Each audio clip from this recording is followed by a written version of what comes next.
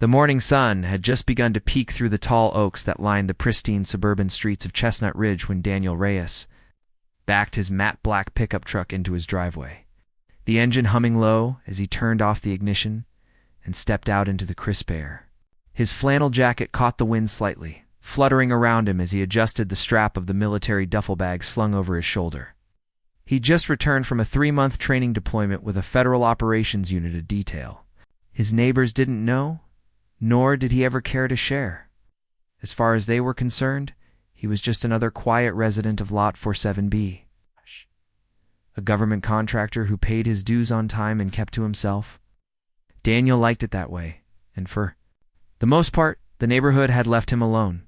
That was until Mildred Cross, self-appointed queen of the HOA and president for life of the Chestnut Ridge Beautification and Compliance Committee, decided his truck was in violation of the Vehicle Visibility Code, a rule she claimed was buried deep within the community handbook, amended by a vote no one could remember taking. For the past 2 weeks, she had been leaving increasingly aggressive warnings taped to his front door, his mailbox, and even slipped under his windshield wipers, demanding he park his truck in the community storage lot on the far edge of the neighborhood, a half-mile walk away and completely unsecured. Daniel naturally ignored every single one. Not out of rebellion, but because he knew something Mildred didn't. There were higher laws than HOA rules. And some of the tools in his truck were not meant to be left unattended in public. But none of that mattered to her. She had a reputation to uphold and a petty vendetta to feed. The morning after Daniel returned, he awoke to find a group of contractors hired by Mildred pacing around his driveway, examining the truck, measuring distances from the curb with tape, and murmuring to each other as if preparing for some sort of tactical operation. Daniel watched from his living room window, sipping coffee, letting them do what they would. He had installed cameras, he had his documents, and more importantly, he had jurisdiction most people couldn't challenge. That afternoon, while he was making a call in his home office, the sound of grinding metal echoed down the street like a war drum. Why, he ran to the window and saw Mildred herself, flanked by 2 neighborhood volunteers in neon vests, using a bolt cutter to snap the lock. That secured his side yard gate. They had trespassed. They had entered his property. They were wheeling away his truck with a private towing service, also hired by her HOA slush fund. Daniel's blood boiled, not from rage, but from the sheer audacity. He opened his closet, pulled out a simple black case, and removed a document folder emblazoned with a federal seal. Most people would never recognize unless they'd done something very wrong. Walking out the front door, calm but firm, he approached them without saying a word. Mildred saw him and raised her chin like she was royalty. "Mr. Reyes, you have repeatedly violated neighborhood compliance regulations. This vehicle," she jabbed a perfectly manicured finger toward the truck, "has been illegally parked. We are towing it to the designated impound lot until you pay the fine." Daniel didn't say a word. Instead, he opened the folder, flipped to the 3rd page, and handed it to the tow driver. The man's eyes went wide. Without a word, he unhooked the truck and drove off without another glance. Mildred's smug smile began to tremble. "What is this? Some kind of fake document?" she snapped. Daniel turned to her slowly. "That's a federal property seal, ma'am. You just attempted to tow a vehicle protected under Section 4C of the Homeland Infrastructure Act. You cut through a secured perimeter, accessed restricted storage, and involved third-party civilians. You committed 3 federal violations before 10 a.m. The color drained from Mildred's face. She stammered, looking around at her supporters who had already started backing away. You can't threaten me with fake laws. This is private property, and I have authority here." Daniel stepped forward, his voice still calm. "Ma'am, I have authority above here." He handed her another paper, this one a cease and desist letter prepared long ago in anticipation of moments like these. "You are to cease all interference with my property. Further actions will be met with official inquiry." Mildred's eyes darted around as flashing blue lights suddenly appeared at the edge of the street. 2 black SUVs rolled in, silent and smooth, and from them stepped a pair of agents in plain suits, John and Claire. Daniel's longtime colleagues who were coincidentally filming a training documentary about federal jurisdiction enforcement in suburban areas. They looked official. They looked serious. Mildred backed up into the grass, heels sinking into the dirt, as one of them simply nodded toward Daniel and asked, "Everything under control here, Agent Reyes." Mildred's mouth fell open. Agent? This man was a federal agent? What? Suddenly everything. She had done the lock cutting, the unauthorized tow. The false finzel of it began spinning in her mind like a legal tornado. She stepped backward, trying to explain herself, but words failed her. "He never told us. He never said who he was. We were just doing our job," she pleaded, but no one was listening anymore. The neighbors, who had gathered silently around. The street watched as the queen of the HOA stammered and stumbled, her clipboard now trembling in her hand. Daniel nodded to Claire and John, who walked with him to the side to discuss the proper follow-up, leaving Mildred in the middle of the cul-de-sac looking like a dethroned monarch. For the rest of the day, she did not leave her house. Daniel, meanwhile, returned to his usual quiet self, sitting on his porch with a beer and watching the sun set, his truck safely back in its place. But things were not over. That night, an anonymous complaint was filed against him, this time not by Mildred directly, but by someone in the HOA council who had aligned themselves with her. A smear campaign began, trying to paint Daniel as a dangerous man, an unstable element, an outsider. Flyers appeared. Fake witnesses came forward. And beneath it all, Mildred was still moving pieces behind the curtain, furious that her power had been challenged so publicly. What she didn't know was that the curtain she was hiding behind was now under investigation. The federal agents hadn't just shown up to intimidate her. They had recorded everything, something Daniel found in her attempt to cut his locka. Small emblem etched into the bolt cutter had triggered a much deeper suspicion. That bolt cutter wasn't from any regular hardware store. It had a procurement code used by government contractors, and now, a whole new layer of secrets was beginning to unravel within the HOA's operations. Daniel was no longer just a quiet resident. He was now the fuse that had been lit in a neighborhood, built entirely on buried lies, illegal power plays, and something far more sinister than parking violations. The war between HOA power and federal truth had just begun. 3 days after the bolt cutter incident, Chestnut Ridge's silence was anything but peaceful. Behind closed doors, fear churned, whispers spread like wildfire, and Mildred cross-paced the length of her oversized living room in a red silk robe, muttering to herself as she scrolled through legal blogs, searching for any loophole that might erase the federal storm now brewing at her doorstep. On the surface, things seemed to return to normal. Neighbors mowed their lawns. Joggers made their morning rounds. Children played hopscotch on perfectly paved sidewalks, but Daniel Reyes saw the subtle changes. The sudden stop in conversations.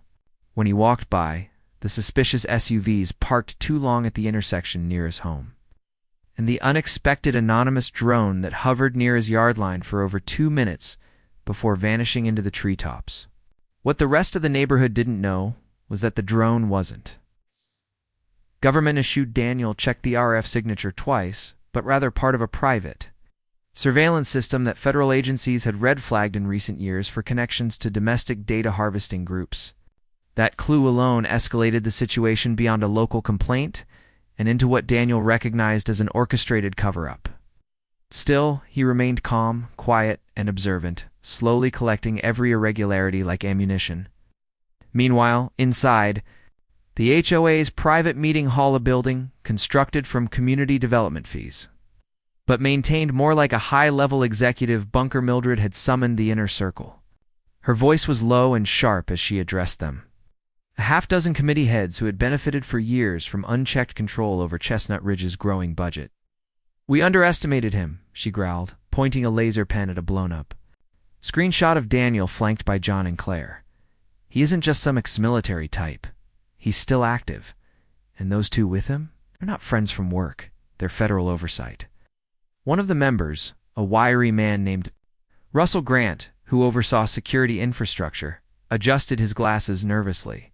"We didn't know. The files on him were sealed. The only thing we got was his tax lot and a P.O. box in Arlington." "Exactly," Mildred snapped. "And now he's sniffing around. He knows about the bolt cutter. A hush fell. The bolt cutter, that tool which Mildred claimed was hers, had actually come from the HOA's emergency supply stockpile materials. Acquired under the guise of disaster preparedness, but quietly routed through third-party shell companies.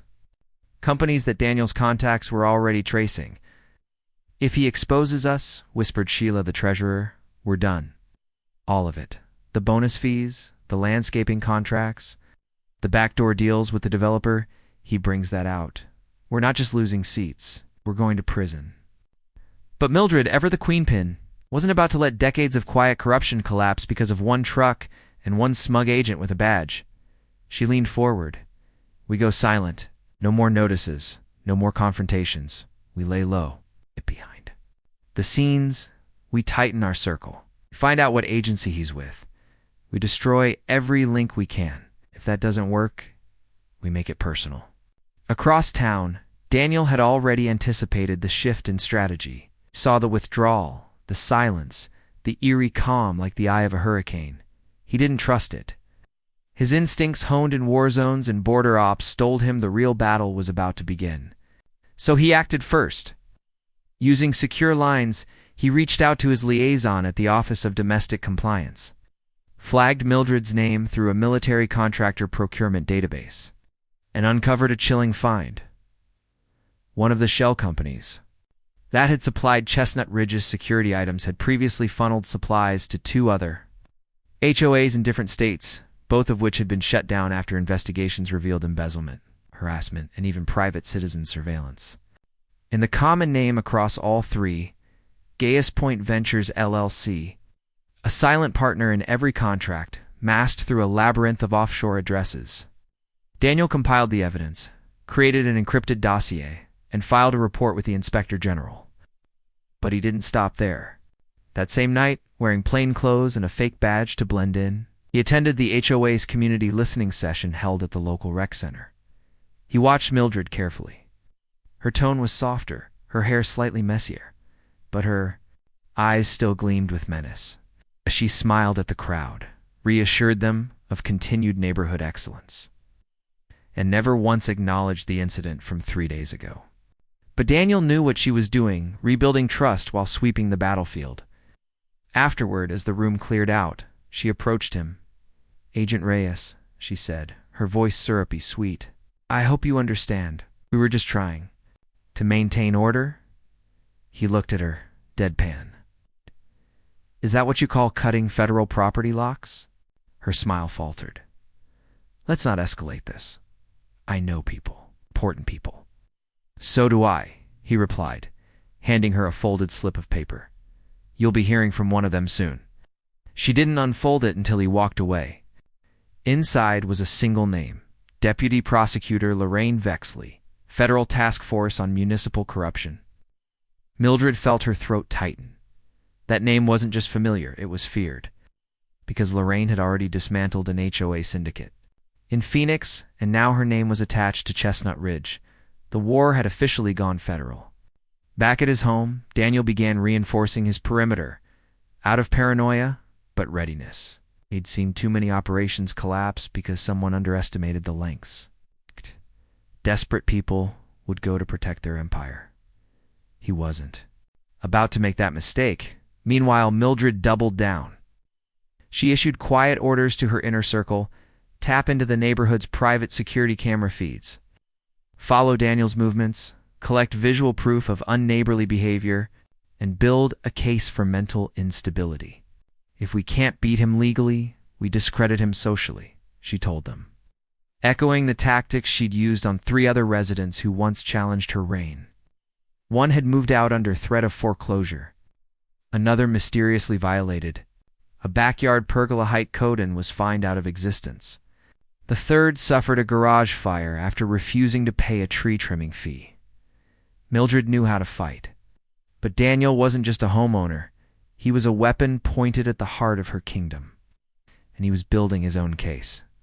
Using thermal imaging drones, he mapped late-night meetings at the HOA hall, tracked vehicles visiting Sheila's home, and intercepted a shady courier service, dropping unmarked envelopes at Russell Grant's mailbox. He wasn't just gathering evidence. he was dismantling a network. By week's end, Daniel submitted a second encrypted report to the task force, this time including high-res audio of an HOA meeting where Mildred explicitly referenced burying any contractor who didn't play along. That was the moment the gears truly shifted. On Sunday morning, unmarked vehicles once again appeared in Chestnut Ridge, this time with technicians posing as city infrastructure workers. In reality, they were federal auditors mapping the paper, trail Mildred had buried for years. Meanwhile, Daniel received an anonymous text. "They're going after your military clearance. Be ready." He tightened his jaw, walked into his garage, and opened a safe bolted into the floor. Inside wasn't just a collection of documents. It was a sealed tablet containing every field operation he'd ever been a part of. He knew if they smeared him, his life's work would be questioned. And he wasn't going to let that happen. That evening, as he reviewed his personal files, his home security system pinged. A sensor tripped near the back gate. He flicked a camera 7 motion detected near the garden. A shadow moved, then disappeared. He quietly exited through the side door, circled around, and caught a figure crouched near his shed. Flashlight in one hand, bolt cutters in the other. It wasn't Mildred. It was Russell. "Looking for something?" Daniel asked, stepping out with a bright tactical light. Russell froze like a deer, dropped the cutters, bolted only, to run straight into Claire, who had been waiting around the other corner. They tackled him, secured his hands, and called in backup. When questioned, Russell spilled. He admitted to installing a GPS tracker under Daniel's truck earlier that week and confessed that Mildred had authorized surveillance escalation. Ow! The recording alone would be enough to put the entire HOA board under review. But Daniel wanted more. Than review, he wanted justice. So he went to Lorraine Vexley directly. In a late-night video call, he laid out everything. The bolt cutter origin, the shell companies, the HOA embezzlement, and now, criminal trespass. Lorraine didn't blink. "I've wanted this HOA taken down for years. You just handed me the silver bullet. But I need 72 hours to get warrants and make it legal." Daniel nodded. "You'll have everything you need." That night, he slept fully dressed, phone in one hand, pistol in the other, because he knew Mildred would never go. Quietly, and he was right. The next morning, every mailbox in the neighborhood held a letter stamped in red. "Urgent HOA alert, Daniel Reyes poses a threat to community peace." It was a last-ditch smear campaign, but this time it backfired. Residents began talking, asking questions. Why was a homeowner being targeted so hard? Why had Russell been arrested but not charged? Why were all HOA records suddenly offline for maintenance? The perfect veneer of Chestnut Ridge had begun to crack, and what lay beneath it was rot. Daniel stood in his driveway sipping coffee, watching Mildred's empire begin to crumble under the weight of truth. The federal takedown was Comey. The morning that marked the beginning of the end arrived not with sirens or a swarm of flashing lights, but with an unsettling stillness that blanketed Chestnut Ridge like a fog, as if the entire neighborhood were holding its breath waiting for something to crack, to snap, to explode on by 8:47 a.m. That silence was shattered when 4 matte black SUVs rolled silently through the main gates, marked with nothing but small silver plates that simply read Federal Oversight Unit 312C. And behind them came 2 box trucks, both unbranded, both loaded with auditors, agents, and forensic techs ready to dismantle the HOA's empire from the inside out. Mildred Cross was midway through a half-hearted apology letter draft designed not for sincerity but for optics, to be mailed if the situation became unsalvageable. When her front door erupted with a triple knock that echoed like a death sentence, she opened it with trembling hands, expecting a neighbor, maybe even Daniel, but instead came face-to-face with Deputy Prosecutor Lorraine Vexley, dressed in an iron-gray blazer and holding a warrant folder as thick as a dictionary. "Mildred Cross," Lorraine said flatly. "By order of the Federal Task Force on Municipal Corruption, we are executing a full seizure of all Chestnut Ridge HOA records, accounts, and communication archives. You are named as a primary suspect. In an ongoing criminal investigation, Mildred tried to summon her usual icy dignity, but it cracked under the weight of real authority.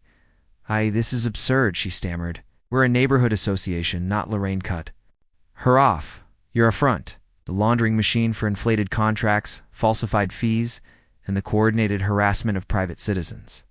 Your treasurer, Sheila Marks, confessed to over 27 fraudulent invoices. Russell Grant is in protective custody and has turned over your entire surveillance plan. We have the documents linking your purchases to a blacklisted government contractor.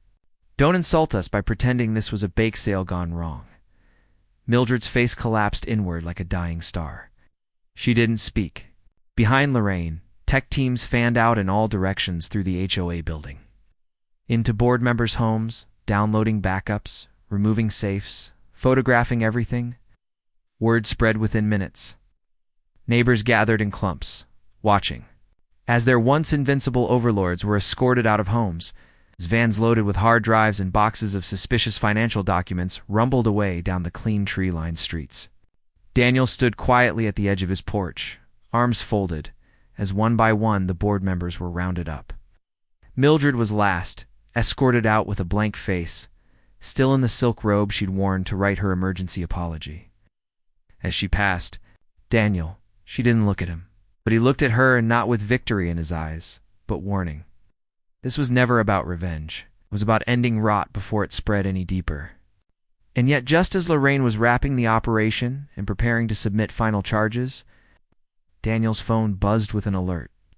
It was an encrypted signal, one that only a handful of agencies still used, legacy tech from a shadow branch of domestic surveillance. He traced the origin and froze. The HOA's contract supplier Gase Point Ventures LLC had received an inbound transfer just 48 hours earlier from a dormant account linked to a private intelligence firm with ties to election manipulation and behavioral tracking. This wasn't just HOA fraud. It was something far more sinister. Daniel forwarded the signal to Lorraine. She reviewed it in silence, her face turning cold. They weren't just misusing funds, she muttered. They were harvesting data from residents. Movement patterns, personal habits, buying behavior. All masked through HOA compliance reports. A second warrant was issued. This time not just for the board, but for every server, every smart system the HOA had forced residents to adopt. It turned out the smart irrigation system Mildred had championed last spring. It had embedded RFID proximity tracking. The license plate camera installed at the neighborhood gate, streaming to a third-party server in Romania. The fines issued to homeowners for overnight guests, cross-referenced with Wi-Fi analytics stolen through mesh extenders hidden in lampposts. Daniel's jaw clenched. This was never about trucks or lawns or noise complaints. This was about profiling an entire neighborhood under the guise of order. Mildred, finally understanding the full scale of her undoing, broke down as she was loaded into the transport van. Not because she was going to prison, but because she had never been the top of the pyramid.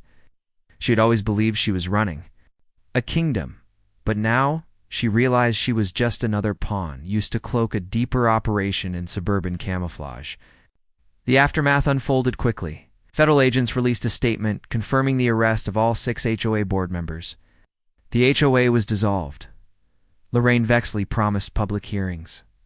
But Daniel didn't stay for the press. He packed a bag, locked his front door, and drove to a secure site outside the city where his real agency met in closed chambers. There, a manila folder awaited him, one marked not Chestnut Ridge but Project Bright Fence, a classified investigation into covert domestic surveillance using private entities.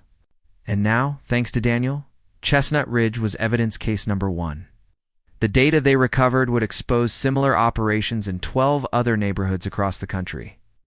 Daniel sat at the head of the debriefing room, arms crossed, listening.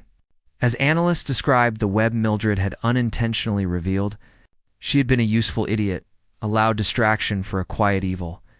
But she wasn't alone, and Daniel's mission had just expanded. Back at Chestnut Ridge, life slowly returned to normal. Without the HOA, the neighbors met on their own, decided to self-manage with transparency. A new community charter was drafted. The fine system was abolished. Security was turned over to local police. Every smart device previously mandated by the board was removed, smashed, or voluntarily destroyed by residents. Daniel never returned full-time, but he stopped by occasionally, checking in, drinking coffee with the few who had always believed something was off. They called him the quiet soldier, not knowing half of what he'd really done. And Mildred? She faced 15 counts of conspiracy and 6 federal charges. She was last seen in court, trying to explain to a federal judge why she thought she had the right to cut someone's lock, steal a truck, and fund her little HOA palace with federal-grade tech. The judge didn't laugh. The judge sentenced. But the real twist came months later, when Lorraine forwarded Daniel a report from an independent watchdog group analyzing private HOA surveillance. At the bottom of the file was a chilling discovery. Several years earlier, Mildred had been approached by a consulting firm claiming to offer efficiency improvements for HOA operations. Their brochure, almost identical to a government field training manual that had gone missing 6 years prior. Daniel stared at the document and realized Mildred's entire rule had been manufactured, sculpted, and sold to her by an intelligence front using suburbia as a testing ground for mass compliance systems.